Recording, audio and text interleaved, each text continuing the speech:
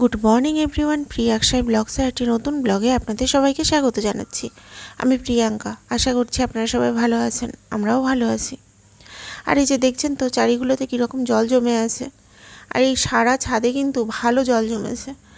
কাল সারা রাত ঝড় বৃষ্টি হয়েছে। আমাদের এখানে তো রাত 12টার পর থেকে কারেন্টও ছিল না, আর প্রচণ্ড ঝড় বৃষ্টি হয়েছে। তো এই আমার ঘরের জানলাটা এক সাইডে একটু খোলা ছিল, তো তার কারণেই যেটা বুঝতে পারা। আর না হলে এখানে তো সেরকম একটা ঘরের ভেতরে দরজা জানলা বন্ধ করে রাখলে অতটা ভালো বোঝা যায় না। আর এই ঘুম থেকে উঠেছি আজকে আমি 5:30টার সময়, আর এখন এই 5:40 মতো বাজে। আজকে আবার একটু দেরি হয়ে গেছে ঘুম থেকে উঠতে। আজকে যদিও বা ঘুম থেকে উঠেই দেখেছি এরকম 5:30টার মতো বেজে গেছে, তারপরেও ভাবছিলাম আর একটু ঘুমোই। তো তারপর আবার ভাবলাম যে না, আজকে একটু ঠান্ডা ঠান্ডা ওয়েদার আছে, আর আজকে আমার বেশ কিছু কাজ করতে হবে। আমি আবার যেটা করি, যে সময়টা খুব গরম থাকে সেই সময় কিছু কিছু সাইডের কাজ একদম অ্যাভয়েড করে যাই। আর এই যেদিন একটু বৃষ্টি বর্ষা হয় আর যেদিন একটু ঠান্ডা ঠান্ডা ওয়েদার থাকে, সেদিন আবার আমি ওই সমস্ত সাইডের কাজগুলো করি। এই যেমন ধরুন, এই বিভিন্ন জায়গায় ঝুল পড়ে থাকা, ধুলোবালি পড়ে থাকা, তারপরে বিভিন্ন জিনিসপত্র মোছা, এই সমস্ত জিনিসগুলো গরমের সময়টা না আমি একদমই করি না। এমনিতে রোজ দিন যেরকম কাজকর্ম থাকে, যেমন ঘর মোছা, কাপড় কাচা, সেগুলো তো করতেই হয় ডেফিনেটলি, ওগুলো না করলে হয় না। আরও যাদের ছোট বাচ্চা আছে বাড়িতে, তারা অন্ততপক্ষে যেটা প্রচুর কাজ থাকে তাদের, তো আমাদেরও তার ব্যতিক্রম না। আর এই গরমের সময়টা যেটা হয়, এমনি দাঁড়িয়ে থাকলে বা এমনি চুপচাপ বসে থাকলেই দরদর করে ঘেমে যাই। তো সেই কারণে আর ওই সময়টা আর আমি এই সমস্ত সাইডের কাজগুলো করি না। আর আজকে একটু ঠান্ডা ঠান্ডা আছে, তো আজকে ভাবলাম একটু করি। তো সেই কারণে আর আলসেমি না করে তাড়াতাড়ি করে উঠে পড়েছি।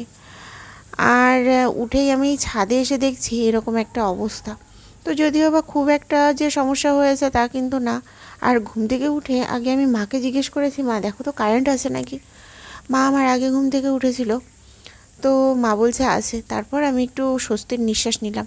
কাল সারা রাত ঠিকঠাক মতো ঘুম হয়নি। একেবারে যে ঘুম হয়নি তা বললে ভুল হবে, একে তো ক্লান্তি ছিল, তার মধ্যে ওয়েদারটা একটু ঠান্ডা ছিল। তো ঘুম হয়েছে, কিন্তু না একটা টেনশন ছিল, চাপা টেনশন। এর আগে একবার আমফানের সময় যেটা হয়েছিল, 3 দিন কারেন্ট ছিল না। আর আমাদের এখানে যেটা হয়, আমাদের তো এই তোলা জল ইউজ করতে হয়। তো তোলা জল ইউজ করলে যেটা হয়, 3 দিন দুটো জলের ট্যাঙ্কি ভরা ছিল।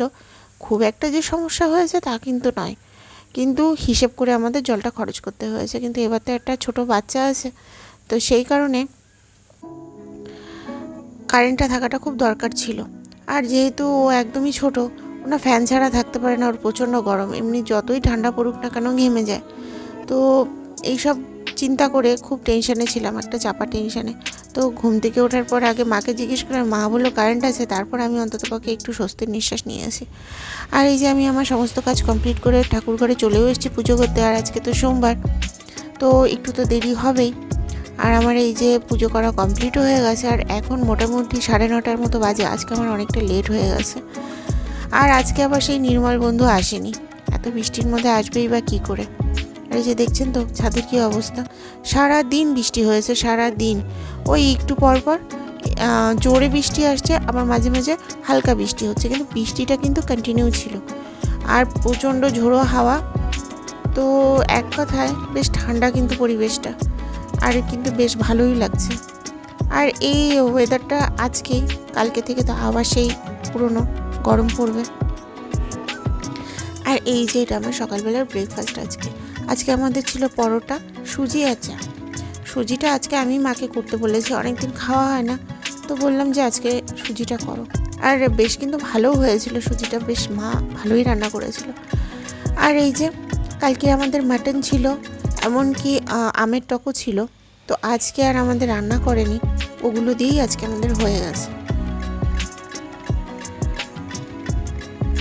আর যাই হোক না কেন, খাওয়াটা একদমই ঠিকঠাক করে ভালো মতো হয়নি। তার কারণ আজকে যেটা হয়েছে, আজকে সকালবেলার খাওয়ার সময়ও পিথিবাবু ঘুম থেকে উঠে পড়েছিল। আর এই দুপুরবেলার খাওয়ার টাইমটাতেও পিথিবাবু ঘুম থেকে উঠে পড়েছিল। তো ওকে কোলে নিয়ে খাওয়া মানে ভীষণ একটা চাপের ব্যাপার হয়ে যায়। তো ওইভাবেই খেলাম, আর কি করা যাবে। আর এই যে পিথিবাবু আজকে সে দুপুরবেলা নামে মাত্র ঘুমিয়েছে, আর এই যে ঘুম থেকে উঠে এই যে এগুলো করছে।